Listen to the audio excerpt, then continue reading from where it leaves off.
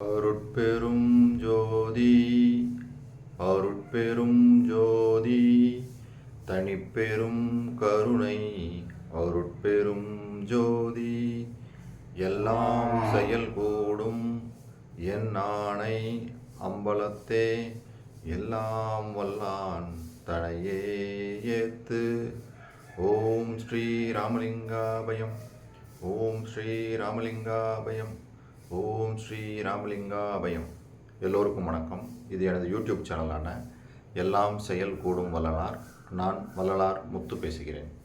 இன்றைய பதிவில் நாம் அருட்பெரும் ஜோதி அகவலில் வரிகள் 247 256 வரை விளக்கத்தை பார்க்க இருக்கிறோம்.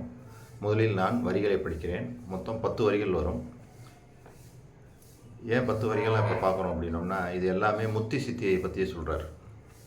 முத்தி சித்தி அதில் உள்ள எல்லாத்தையும் சேர்த்து இந்த 10 வரிகளில் சொல்லிட்டு வர்றார். இதை ஃபுல்லாக நம்ம பார்த்துட்டோம் அப்படின்னோம்னா, முத்தினா என்ன, சித்தினா என்ன, ஏன் அவர் முத்தியை ஃபஸ்ட்டாகவும் அடுத்த சித்தியை செகண்டாகவும் சொல்கிறாரு, முடிந்த முடிவாக சித்தியை ஏன் சொல்கிறாரு அப்படின்றது இப்போ நம்ம கொடுக்கக்கூடிய இந்த விளக்கங்கள்லேருந்து தெரிஞ்சுக்கலாம், தெளிவாக தெரிஞ்சுக்கலாம். முதல்ல வரிகளை படிக்கிறேன்.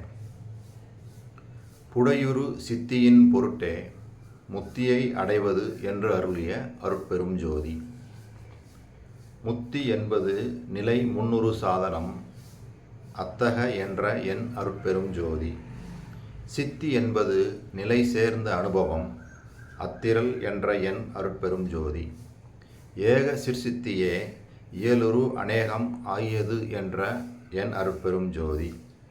இன்ப சித்தியின் இயல் ஏகம் அநேகம் அன்பருக்கு என்ற என் அருட்பெரும் ஜோதி. இது அந்த 10 வரிகள். முதல் 2 வரிகளில் என்ன சொல்கிறாருன்னா, புடையுறு சித்தியின் பொருட்டே முத்தியை அடைவது என்று அருளிய அருட்பெரும் ஜோதி. அதாவது ஆன்மீகத்தில் எப்படி சொல்லிட்டு வர்றாங்க அப்படின்னா, முக்தி தான் முடிவான நிலை.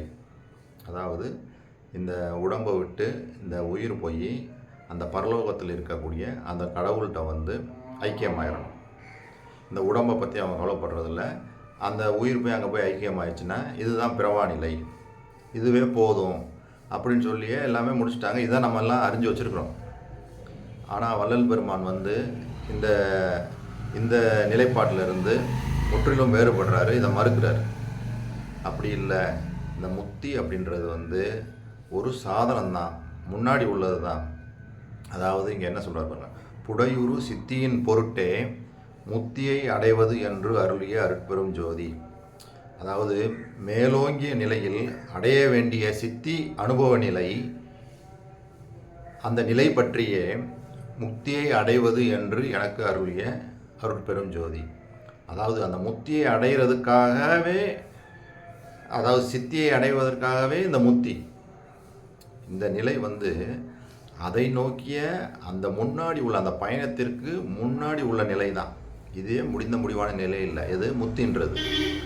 சித்தியை தான் அவர் அந்த முடிந்த முடிவான நிலை அப்படின்னு சொல்லி சொல்கிறார். இப்போ அடுத்த வரிகளில் நம்ம பார்ப்போம், அந்த முத்தினா என்ன, சித்தினா என்ன அப்படின்றத பார்ப்போம். முத்தி என்பது நிலை முன்னுறு சாதனம், அத்தக என்ற என் அருட்பெரும் ஜோதி. இதுக்கு அவரே இதுக்கு நம்ம அந்த நிலைன்ற என்னன்னு பார்த்துக்கணும். நிலைனா என்ன, நெறினா என்ன அப்படின்னு சொல்லி பார்த்துட்டோம்னா நம்மளுக்கு தெளிவு கிடைக்கும். இறைவனை நாம் விடாது பற்றுவது நெறி.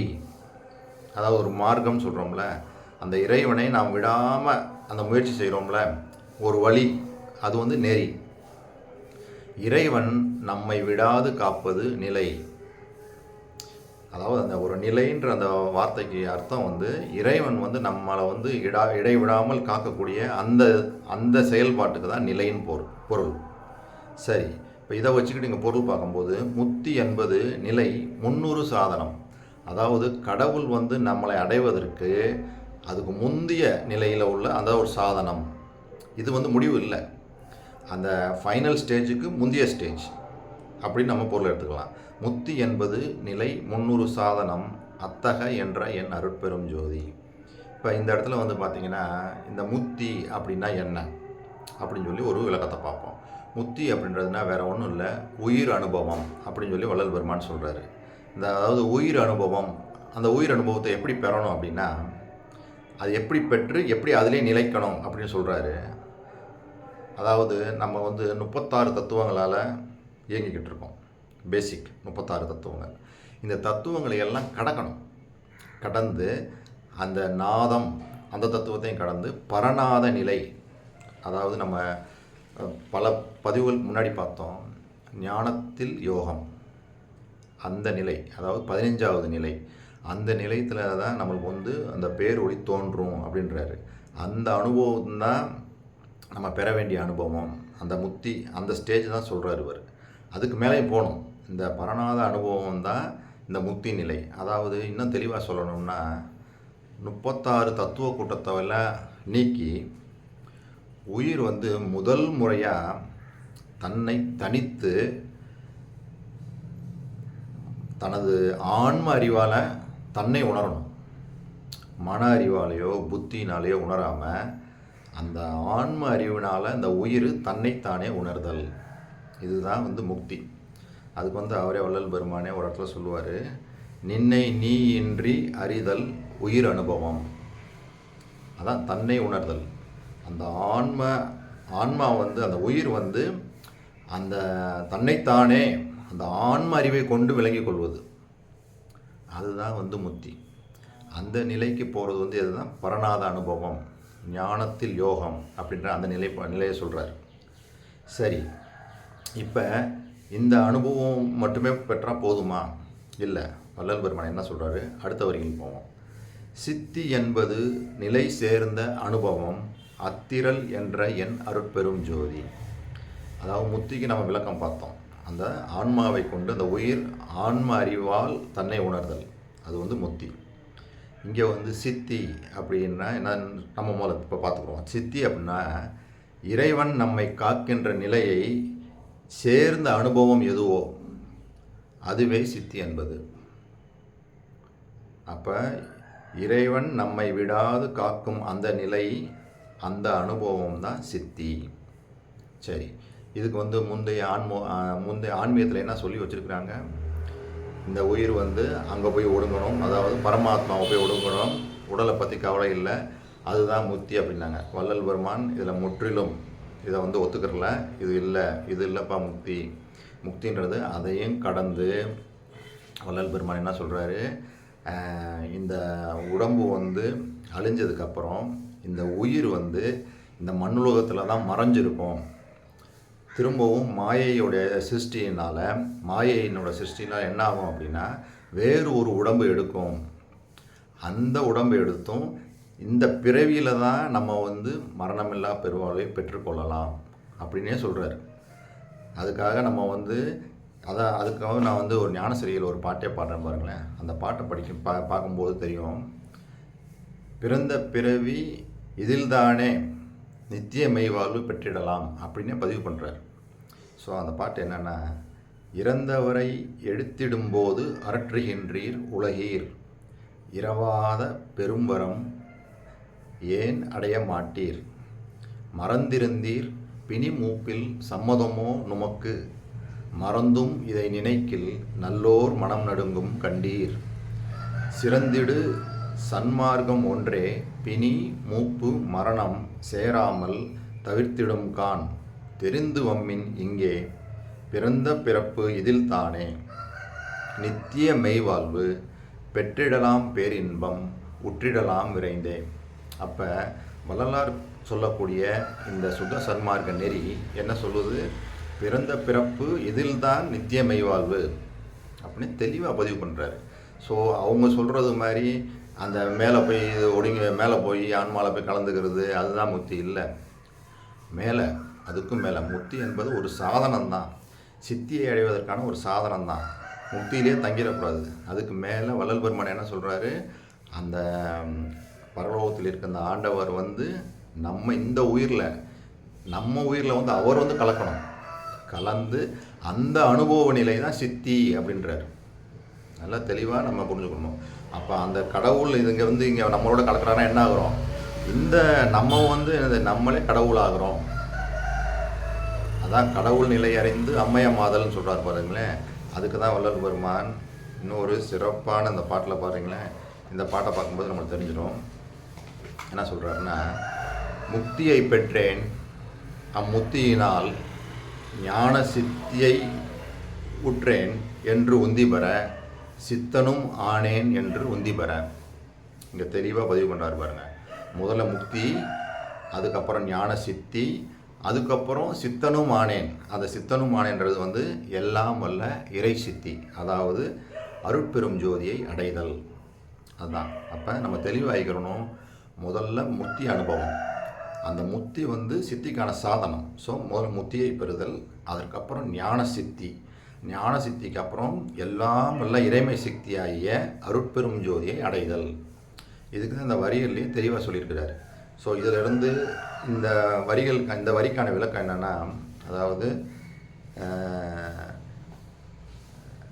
ஞான சித்தி, நான் மன்னிக்கணும், இப்போ இதுக்குண்ட வரி விளக்கம் எப்படின்னா, இறைவனை கலந்து காக்கும் நிலை சித்தி என்று கூறி அப்பெரும் வேறு வாய்க்கும் என்று அருளிய என் அருட்பெரும் ஜோதி ஆண்டவரே. இதுதான் இந்த 2 வரிகளுக்கான விளக்கம். சரிங்களா?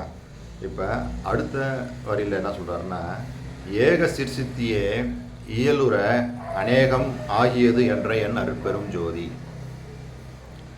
அதாவது இந்த சிற்சபையில் ஏற்படக்கூடிய இந்த அனுபவம் இருக்குது பார்த்தீங்களா, அது செயல்படும் போது பேராற்றல் கிடச்சி அது அநேகமாக விளங்கும் அப்படின்னு சொல்கிறார்.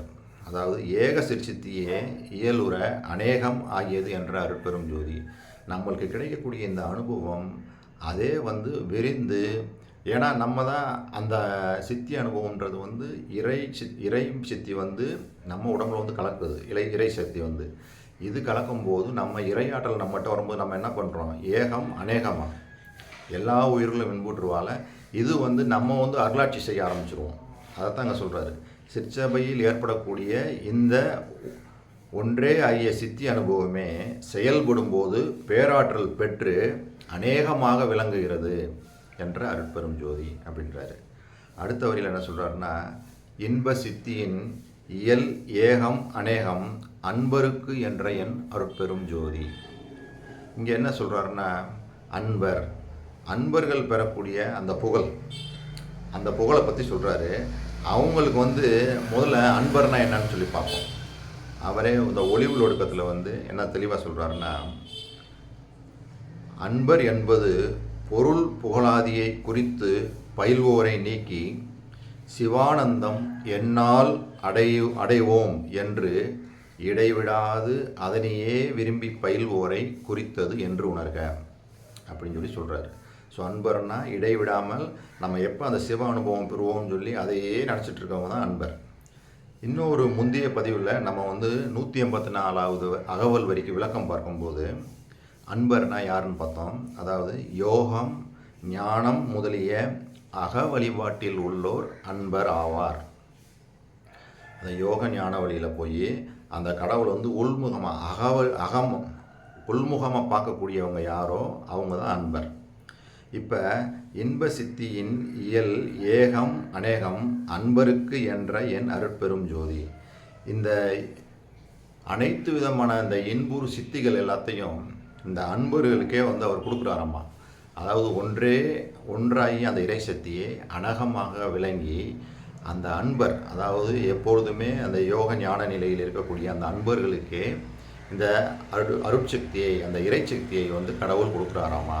அதைத்தான் இங்கே என்ன சொல்கிறாரு, தவமாகிய அகப்பணி புரிந்து இறையருள் வல்லபத்தால் எதையும் புரியக்கூடிய ஆற்றல் பெற்றோர் பிறர்க்கு இன்பம் தரக்கூடிய சித்திகளை மட்டுமே செய்வாங்க.